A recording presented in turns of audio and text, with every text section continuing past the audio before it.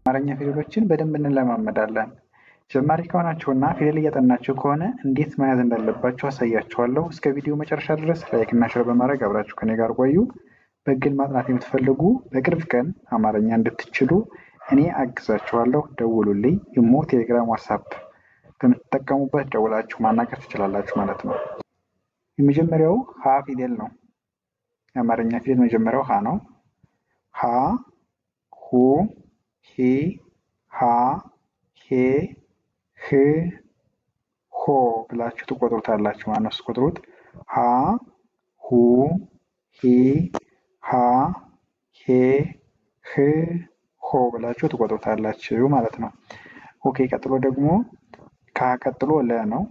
ለ፣ ሉ፣ ሊ፣ ላ፣ ሌ፣ ል፣ ሎ ብላችሁ ትቆጥሩታላችሁ ማለት ነው።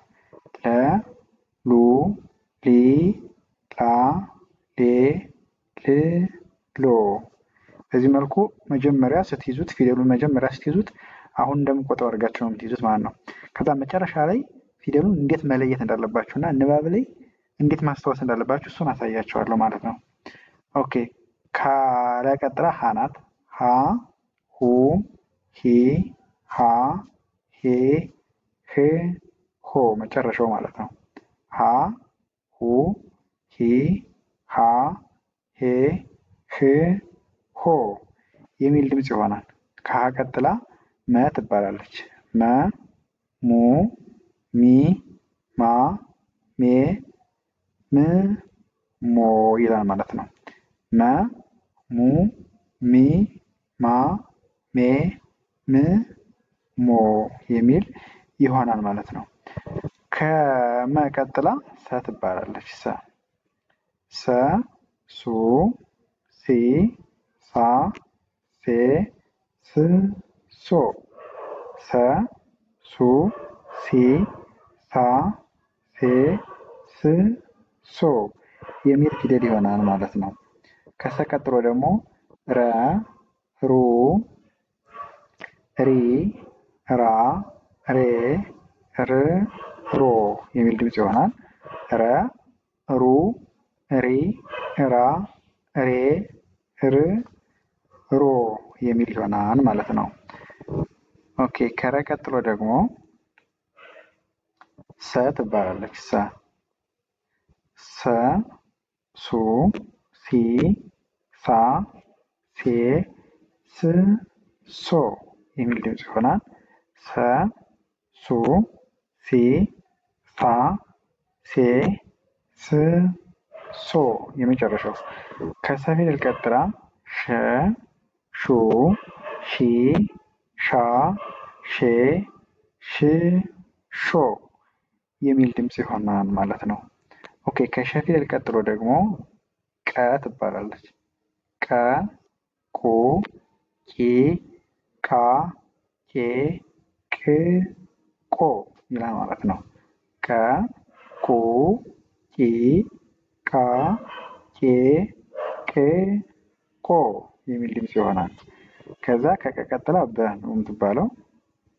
በ፣ ቡ፣ ቢ፣ ባ፣ ቤ፣ ብ፣ ቦ። በ፣ ቡ፣ ቢ፣ ባ፣ ቤ፣ ብ፣ ቦ። ከዛ መጨረሻ ያለችዋ ተ ትባላለች። ተ፣ ቱ፣ ቲ፣ ታ፣ ቴ፣ ት፣ ቶ። ተ፣ ቱ፣ ቲ፣ ታ፣ ቴ፣ ት፣ ቶ የሚል ድምፅ ይሆናል። አሁን ዛሬ የማሳያችሁ ከሀ እስከ ተ ያሉትን ይሆናል ማለት ነው።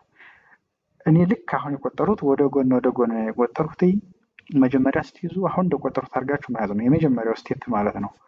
አሁን ቀጥዬ የማሳያችሁ ፊደሉን ከላይ ወደታች በመቁጠር ይሆናል። ከላይ ወደታች ስንቆጥረው የፊደሉን ድምፅ እና ቅጥላታቸውን በደንብ መለየት እንችላለን ማለት ነው። እንደዛ አድርገን ከተማረን ፊደል አወቅን፣ ቀጥታ ወደ ማንበብ ነው የምንሸጋገረው ማለት ነው። አሁን እንደማሳያችሁ አድርጋችሁ ፊደሉን ከያዛችሁት ማለት ነው። ግን የምታደርጉት ፊደል መጀመሪያ ስታጠኑ ለምሳሌ መጀመሪያ ላይ ያለው ሀ ፊደል ከሆነ ከሀ ፊደል እስከ መ አራት ፊደሎች ሀን፣ ለን፣ ሀንና መን ብቻ ታጠናላችሁ ማለት ነው። መጀመሪያ እነዚህን በደንብ አድርጋችሁ ከያዛችሁ በኋላ ቀጥሎ ያሉትን ደግሞ አሁንም ቀንሳችሁ 3 ወይም 2 ሊሆን ይችላል 4 ሊሆን ይችላል የምትችሉትን ያህል እስከምትይዙት ሰዓት ደጋግማችሁ መቁጠር ማለት ነው። በዛ መንገድ ከያዛችሁት በቃ ይዛችሁታል፣ ኖርማል ማንበብ ትጀምራላችሁ ማለት ነው። እንደዛ በማድረግ ነው መያዝ የምትችሉት ፊደሉን። ኦኬ አሁን እንግዲህ ወደ ታች እየቆጠሩ አሳያችኋለሁ። ሀ የመጀመሪያው ድምፅ ሀ፣ ለ ወደ ታች ከምቆጥረው የብቻ ብቻውን ስለሆነ ድምፁን በደንብ የመጀመሪያው ድምፅ ነው። ሀ፣ ለ፣ ሀ፣ መ፣ ሰ፣ ረ፣ ሰ፣ ሸ፣ ቀ፣ በ፣ ተ። ይሄ የመጀመሪያው ድምፅ ነው ማለት ነው። አሁን የቆጠርኩት የመጀመሪያ ድምፅ ነው። ቀጥሎ የምናየው ሁለተኛውን ይሆናል። ሁ፣ ሀ ብሎ ሁ ስንል ቅጥላት ይኖረዋል። ማን ነው እዚህ ላይ ሁ ስንል ሁ። ሉ ስንል ደግሞ አሁንም ቅጥላት ይኖረዋል። ከሁለተኛው ድምፅ ላይ ቅጥላት ነው የሚኖረው ማለት ነው። ሁ አሁንም ሙ፣ ሱ። ይሄ ስንተኛ ነው? ሁለተኛ ድምፅ ነው ማለት ነው። ሁለተኛው ድምፅ ሁሉም ፊደል ቅጥላት ነው የሚኖረው ማለት ነው። ቅጥላት ነው የሚኖረው። ሱ ስንልም እንደዚህ ከጎኑ ቅጥላት ይኖረዋል። ከዛ ሩ፣ ሱ፣ ሹ፣ ሹ። ይሄ ሁለተኛው ከጎኑ ቅጥላት መሆኑን በደንብ ከለያችሁ በኋላ ቀጥሎ ያለው ፊደል ደግሞ መለየት ነው የሚጠበቅባችሁ ማለት ነው። ከዛ ቁ፣ ቡ፣ የመጨረሻው ቱ። ይኸው አሁን ያየነው ፊደል ሁሉም ፊደል ከጎኑ ላይ ቅጥላት ይኖረዋል ማለት ነው። የምትለዩት በእንዴት ነው? በቅጥላቱ። ድምፁ ደግሞ ኡኡ የሚል ድምፅ አለው ሁለተኛው ማለት ነው። በዚህ መንገድ በደንብ አድርጋችሁ መለማመድ ነው የሚጠበቅባቸው ማለት ነው። ከዛ ሶስተኛው ሲሆን ሀ፣ ሁ፣ ሂ አይደል ምትል ሂ ስትል ብላችሁ ስትጠሩ እግሩ ላይ ጫማ ይኖረዋል። ሊ ስትሉም እንደዛው ጫማ፣ ድምፁ ሊ።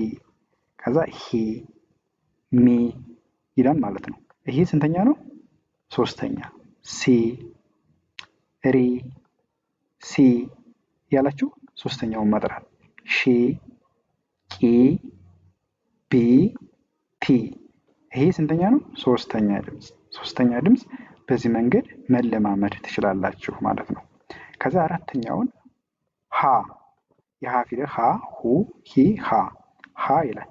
የለ ደግሞ ላ ነው የሚለው። አ የሚል ድምፅ ነው የሚኖረው አራተኛው። ፊደሎቹ ግን አራተኞቹ ልክ እንደ ሁለተኛውና እንደ ሶስተኛው አንድ አይነት አጻፍ አይደለም ያላቸው። እንደ ፊደሎቹ አጻፍ ይለያያል። ሀ ስትሉ በዚህ መልክ ተጻፈ። ላ ስትሉ አጭርና ረጅም የሆነ ማለት ነው። አንድ እግሩ አጭር፣ አንድ እግሩ ረጅም። ሀ ስትሉም እንደዛው አጭርና ረጅም ሆነ። ማ በዚህ በኩል ቅጥላቱ ወደታች ቀጥ ብሎ የወረደ ይሆናል። ማ። ከዛ ሳ፣ ሳ ደግሞ አሁንም በዚህ በኩል እግሩ ቀጥ ብሎ የወረደ ነው። ራ፣ ከዛ ሳ፣ ሻ፣ ቃ፣ ባ፣ ታ ብላችሁ ትቆጥራላችሁ ማለት ነው። ኦኬ በዚህ መንገድ የአራተኛውን ይዛችሁታል። አ ሚል ድምፅ አለው ማለት ነው። አ ሚል ድምፅ አለው ማለት ነው። አራተኛው ድምፅ። ከዚያ አምስተኛው ደግሞ ቀለበት ነው የሚኖረው። ሄ፣ ሌ፣ ሄ፣ ሜ። ይሄ አምስተኛው ነው። ቀለበት የሚኖረው ድምፅ አምስተኛው ነው ማለት ነው። አምስተኛው ድምፅ ነው ማለት ነው። ከዛ ሴ፣ ሬ፣ ሴ፣ ሼ። ይህ ስንተኛው ነው? አምስተኛው ድምፅ። በዚህ መንገድ ነው የምትይዙት ማለት ነው። በዚህ መንገድ ነው የምትይዙት። ሼ፣ ቄ፣ ቤ፣ የመጨረሻው ቴ